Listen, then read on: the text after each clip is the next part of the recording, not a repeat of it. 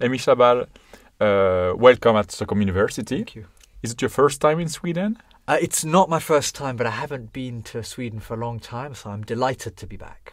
It's a pleasure for us because you know that our students read your book actually this year, and you are from the University of Edinburgh. That's right. I teach primarily 20th century European history at Edinburgh, and I'm in the history department. Fascinating, yes.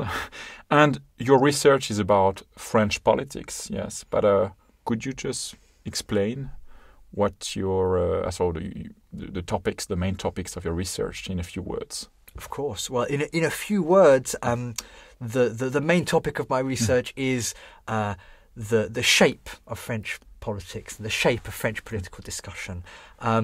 So when I started working on France, which was about 15 years ago now, I started with a very simple question, and that was, how do French people talk about politics?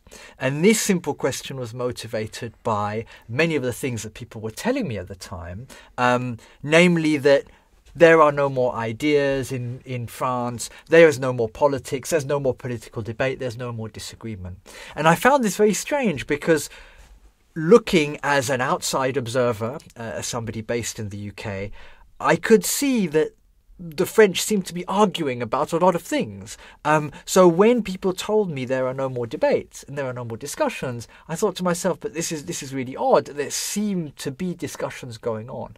And so what I wanted to do in my book was really try to bring out and explore those discussions. And so when I started, I began with what in the British context is probably the most famous debate, which is a debate around the French Republic and secularism and the integration of ethnic minorities. And so I did a lot of research on that, and that forms the first part of my book. But halfway through, I'd say about halfway through working on this topic, I began to realize that there was more going on in France than just this particular debate. And that's where I started to incorporate different ideas about post-colonial politics in France and also about liberal politics in France. So the research I did as a doctoral student and then as a postdoctoral researcher, and which eventually led to this book and other publications on the subject, they all began with this idea: what are the French talking about? And I've tried to provide, in a very modest way, some sort of framework to help people understand that. So you deal mainly with the ideologies, actually, French politics in terms of main ideologies and so on, because your book deals a bit with the institutional framework, but it's more a political culture that you can find in France. And I think you have a very interesting point when you perceive the complexity of the debates with the three narratives: the liberal narrative, the neo-republican narrative, and the post-colonial narrative. Could you explain how these narratives work in the current political discourse in France? Absolutely. So as you said, the book is about ideas. It's primarily about ideas. And so in some senses, it's an intellectual history of these three narratives you talked about. But at the same time, it's a political history of France since the late 1970s. So I tried to bring together a political history that would take in actual parties, actual people, actual journals, actual newspapers and debates that happened, as well as the ideas, the overarching ideas that appeared in those debates. And so bringing those two things together led me over time to construct a framework for understanding French politics that will draw on these three narratives you mentioned. The first of these narratives is the neo-republican narrative, and this is one which many foreigners find very perplexing about France, because the neo-republican narrative is very committed to the idea of a strong state, very committed to the idea of a strong form of citizenship in which all French citizens are integrated, actively integrated into the body politic. And also neo-republicanism is very committed to secularism and to ideas of the secular state. This narrative runs alongside these two others that you mentioned. One is the post-colonial narrative and the other is the liberal narrative. So the post-colonial narrative is a product of the collapse of the French Empire. And essentially, the post-colonial narrative tries to complicate the story of French republicanism by showing the extent to which the republican idea was and is implicated with France's colonial past. And one of the consequences of this is that those who deploy this post-colonial narrative want to talk about race, they want to talk about ethnicity, they want to talk about post-colonialism, and they want to show that French history, the history of the French Empire, matters and needs to be taken into account. And finally, there is this third narrative, which you mentioned, the liberal narrative, and this is quite complicated to explain because liberalism means a lot of things in many different countries. Especially in France, when you have a resistance against the word or... Absolutely, and many of the people whom I describe as liberal or deploying a liberal narrative would be very hostile to this if they were told that I was doing this. And really what I meant by liberal was more open, more flexible. And you see that very much in response to the republican narrative we were talking about earlier on. So those who draw on the liberal narrative want France to be more open. They want a reform of the state. They are more tolerant towards multicultural ideas and less attached to this model of national integration. And very often these people are also more sympathetic to the post-colonial critique, which has been developed by those who are very attached to the post-colonial narrative. And what I try and do in the book is I try and show how these three narratives are separate. They have different origins, they have different meanings and clusters of meanings, but they overlap. So I try in the book not to say such and such politician or such and such party is Republican or is liberal. No, actually what these are resources, ideological resources that different people and different groups can draw upon to make certain arguments. And I think that opens out onto a more flexible and imaginative view of French politics that perhaps goes beyond the traditional right and left framework. Yes, because that's the thing I had in mind about the classification between left and right categories. In fact, since the French Revolution was in the parliament, the ones were on the left, the ones were on the right side. But do you think that these categories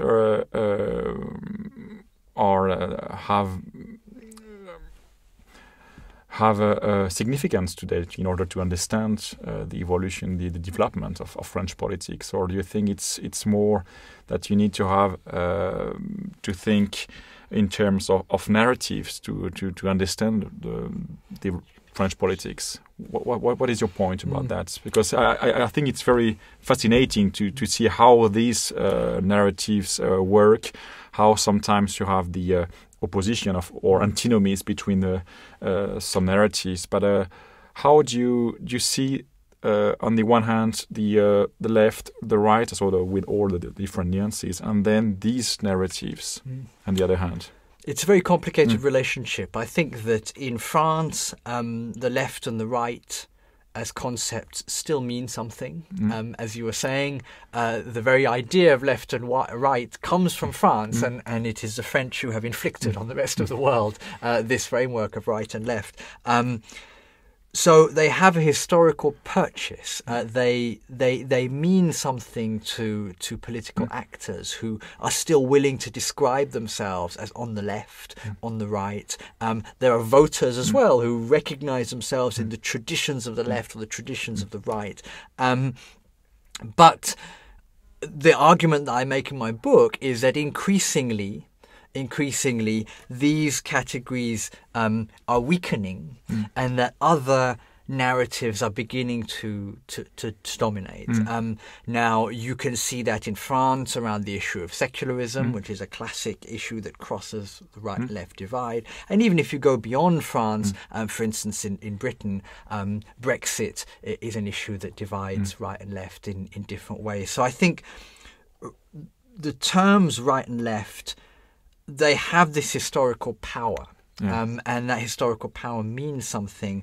But the institutions that carried the ideas of right and left, the political parties that carried those, are struggling to mobilize and the electorate around those categories, and they're also struggling to retain their coherence as ideological blocks. And this is what creates some of these ambiguities, some of these differences, the right voting with the left, the left with the far right voting with the far left. You know, there are all these questions, and this is confusing, but actually it's less confusing if you think about it in terms of the narratives I tried to put forward here, where actually you understand the convergences, not in terms of right and left, but in terms of these debates and the different sides of those debates. Yeah, that's very interesting, because your book was published in 2015, and now we have so the French politics has been reshuffled, if we can say that in those terms, with the election of Macron, President Macron, with new categories emerging, or the liberal narrative, which tends to be has a new significance today. I think that's interesting, because maybe you could understand what's going on now in France with the help of these narratives. That now you have a crisis of the other narratives, and suddenly the liberal narrative, but it's more complex than that. So how do you perceive the French politics nowadays? So with the election of Macron, what does it mean in terms of long-term ideologies? Yeah, I like the way that you're drawing out these different things, and also these different temporalities, because my book is about very contemporary issues, but it is in some sense a history book. And so I try to think in quite large, long temporalities. So my book looks very much at the period from the late 1970s to the present, or perhaps more accurately to about 2010, 2012, and tries to identify the major structuring ideas of that period. Now, of course, there are different temporalities in politics, and electoral temporalities are much shorter. So the election of Macron in 2017 can be explained in a short temporality by the collapse of the left, by the failure of the right to capitalize on its natural constituency, and so on. Nevertheless, I think it is very interesting to read Macron's victory in terms of some of the themes in the book, and especially in terms of this liberal narrative. When I was doing my research, and then later when the book came out, a lot of people told me, you've devoted a lot of space to this liberal narrative in your book, but where are the liberals in France? They have no power. In 2017, Emmanuel Macron was elected on a ticket that was openly liberal in a lot of ways. So the embrace of a market economy, of a modern, outward-looking, European, internationalized France. And that fitted very, very well with some of the characteristics of French liberalism I tried to identify in the book. And actually, one of the most interesting things about the long history of French liberalism is that ever since the Revolution, French liberals have tended to be very progressive and enthusiastic about change at the start of their term in office, and they've gradually retreated into more conservative positions over time, usually faced with the violence of the masses. So if you go back into the 19th century and you look at a figure like François Guizot, you see a great mind, a great technocrat wanting to bring modernization to the French state, but outflanked by the revolutionary energy of the 1830s and 1840s. If you look at the presidency of Giscard d'Estaing in the 1970s, you see someone who came in with a very strong reformist platform in 1974, but by the late 1970s is agitating against the communist threat, and talking about the potential of communists in government, and his whole administration's taken a rightward turn. And I think what we've seen recently with Emmanuel Macron is the same thing with the Gilets jaunes, the power of the street, this mythology of the street, outflanking the reformist energy of a liberal, in this case a liberal president, and this consequent drift to the right, a move towards questions of security and of immigration and so on and so forth. So there are other lessons from history as well in the history of French liberalism that help to explain someone like that. That's interesting. Just to pursue with this kind of a conversation about the significance of macro moments, we should say.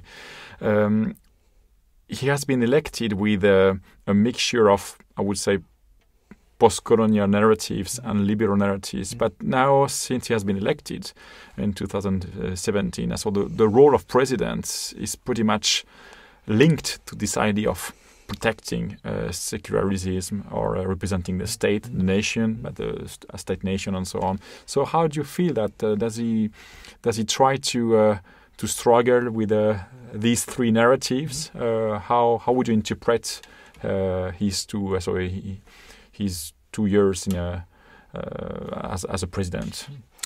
Absolutely. I think he's struggling with narratives. He's struggling with actually, I would say, all three of the narratives I talk about in the book.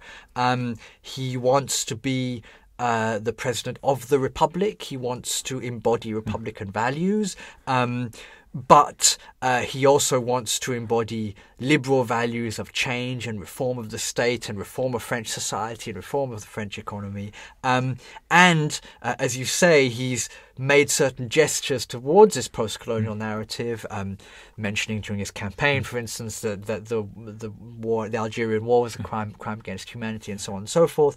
So he's understood these three narratives, and actually, of course, if you think about it, he's much younger than almost any other president under the Fifth Republic, or under any president of the Fifth Republic, and so he has grown up with these three narratives. He understands them instinctively. But what's so interesting about the present moment, he's been in power now for a few years, is that it's getting increasingly hard for him to hold on to all three because they're not really entirely compatible, and you can see that.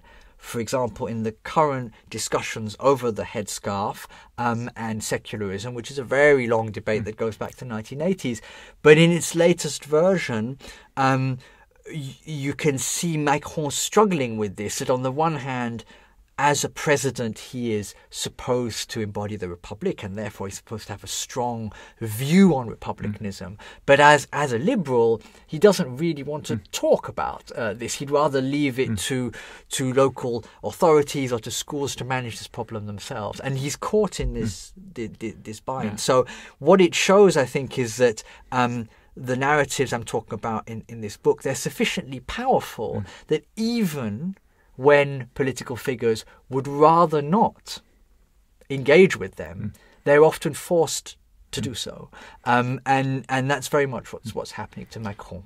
You see that with the decentralization, actually, because he gives some contradictory signs about how the state should handle the decentralization, which is a big problem in France. But I think that I couldn't agree less with what you say. I have another question. We used to talk a lot about traumas, memories, collective memories in France, and you mentioned the Algerian War. Maybe in the 80s, 90s, there was more the fracture after the Vichy experience in France, collaboration or resistance, and so on. Now Algerian War. Do you think that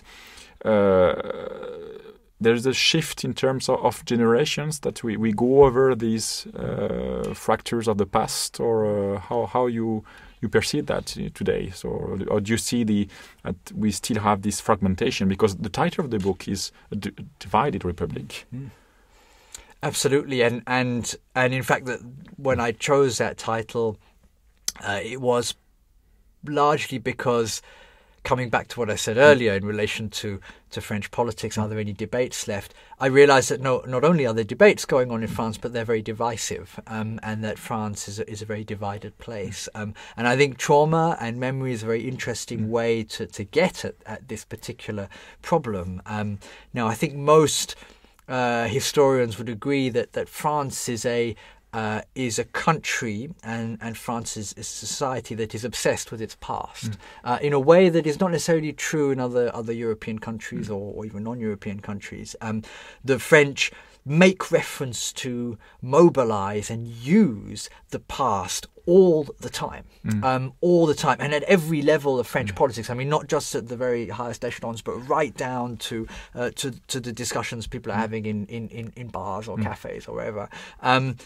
So this element is crucial to the way French politics works. That is, a lot of debates happen using the past. Yeah, the era of commemoration that your book deals with. Yeah. Absolutely. So you can read many of the debates that I talk about, many of the narratives I'm talking about, in terms of struggles over which bits of French history should be remembered and how. And one of the things I really wanted to do in my book was I wanted to incorporate a post-colonial element to my analysis through this discussion of the post-colonial narrative. But I wanted to show how this fitted in with other tendencies going on in French politics, because a lot of the writing about post-colonial France, and now there's a very rich bibliography of text, particularly coming from the US and the UK, tends to separate the post-colonial question from other questions and say, okay, well, France is dominated by the memory of the Algerian War, dominated by the problems that it has in the management of its ethnic communities. The reality is that France is not dominated by those things. There are other things going on, but those debates do play an important role in inflecting and changing the dominant debates that are happening. So the Republic, the idea of the Republic, republicanism, has now become a site of discussion about French colonialism and about the legacies of French colonialism. So it's not that the post-colonial narrative has dominated. Indeed, many people would still argue that the French have trouble dealing with their colonial past. But you can find reflections and echoes of that debate in the dominant narrative. So I think it's very, very important to incorporate that element of memory and trauma, just because so many debates are played out through these historical references. Something which is very striking in the book, that you deal with this idea of the famous Anglo-Saxon model as a rhetorics, as a natural rhetorics in France, in the political discourse, or people always refer to this Anglo-Saxon model, which is most of the time a negative model. It's characterized by a form of exaggeration or of liberalism and so on. So that's very interesting. How do you interpret that? That part of the book was perhaps the closest I get to cultural history. I wanted to show how the narratives we've talked about, the liberal narrative, the post-colonial narrative, and the Republican narrative, how these narratives relate to cultural tropes about other parts of the world. And it's fortunate for my purposes that the Anglo-Saxon and the idea of the Anglo-Saxon in France could serve this function, because what you find is that those who over the last 20 or 30 or 40 years fall within the liberal camp or are more attracted to the liberal narrative tend to be very open and sympathetic to the Anglo-Saxon world. Whereas those who fall more clearly into the neo-republican camp or try and draw on that narrative are much more hostile to it. And so there is a part of the book, there's a whole chapter where I try and look at where this discourse comes from. And actually the history of the idea of the Anglo-Saxon in France goes back a lot further than the chronological confines of the book. It goes back all the way to the 1870s and to the period of the Third Republic, when many of France's political and intellectual elite were worried about France, the state of France, the state of the nation after the defeat in the Franco-Prussian War, and they were looking for ways of renewing French national identity, making France a strong power again.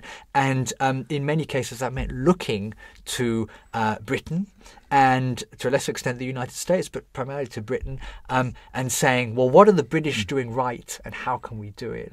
And it's in that period that this idea of the Anglo-Saxon really flourishes. And even though in the English-speaking world people stopped using the term Anglo-Saxon to describe the English-speaking world really in the interwar period in the 20s and 30s.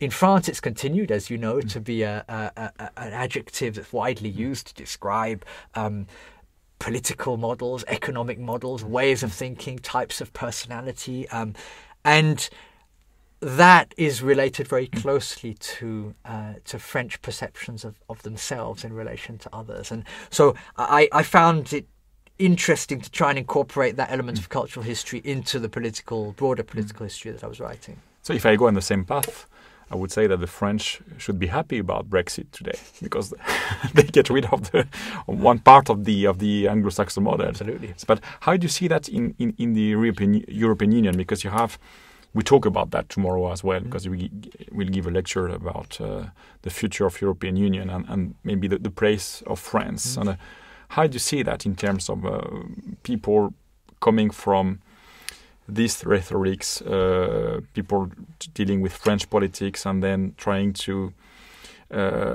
understand the other countries or the other maybe narratives that are in the European Union? How do you see the future of the European Union in that perspective? It's very interesting because the French have a very distinct identity within the European project, one which has tended to be a dominating one. So in the early years of the European project in the 1950s, the idea of Europe is partly about peace and prosperity and so on, but is also really about trying to control access to raw materials and resources that are located in Germany, to prevent a repetition of 1870, of 1914, of 1940. And so the European Coal and Steel Community, which is the predecessor to the European Economic Community, the Common Market, is essentially the French trying to control raw materials in northwestern Germany, northwestern West Germany as it was at the time. So the French, right from the start, have played this really important role in setting the agenda in Europe. And in the 1960s, this is repeated with de Gaulle, who comes in very forcefully and says, it's my way or no way. If you don't do what I want, I won't come and sit in any of your meetings and, nothing will get done. And later in the 1980s, François Mitterrand uses Jacques Delors to bring socialism to Europe in a way that he had failed to do so in France. And what has happened since the reunification of Germany in the 1990s is that France has lost its preeminent role.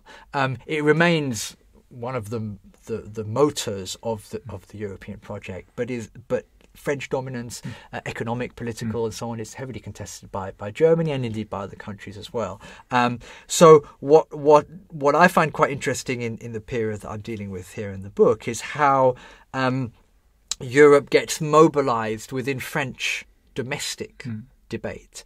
And in fact, the declining position of France in Europe becomes part of a discourse of decline in France more generally, that France is no longer what it used to be, that we no longer have the power we did, that we no longer have the influence we did. And this is one of the things which you can see reflected in, really big political moments like the 2005 referendum on the European Constitution, where to the general shock of Europe as a whole, the French reject the constitutional project and therefore bring the entire project to a standstill.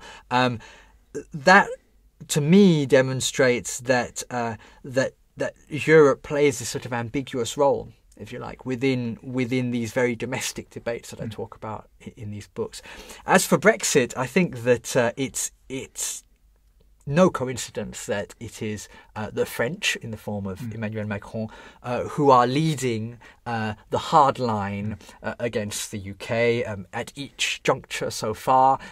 Macron is the one who said, we will not give Britain an extension. The British have to prove, they have to demonstrate why they want an extension, and so on. Obviously, Macron has been outvoted and outmuscled by the other 26 countries, but it's really interesting that the French have taken up once again the mantle of being the anti-Britain in in the negotiations surrounding Brexit. Now, I don't know whether that will continue, but I think it reflects a much longer history of clashes between the French and the British over the common agricultural policy, or over the free market. Famously, Jacques Delors and Margaret Thatcher's Bruges speeches in consecutive years. This embodies that clash in the 1980s. So it seems very appropriate that this is happening again in a different form around Brexit. Well, it's a very fascinating program. So we are very grateful that you came today at the university, and we recommend this book because our students in a course which is called Culture and Politics in France study it, and I think that's a very enlightening way of seeing the French history and yes, in a cultural perspective. So, thank you very much for coming here. And we hope that we will discuss it a bit more in the future about all these issues. Thank you very much. It's kind of you to invite me, and I'm glad that my book can make a very modest contribution to understanding a very complex problem.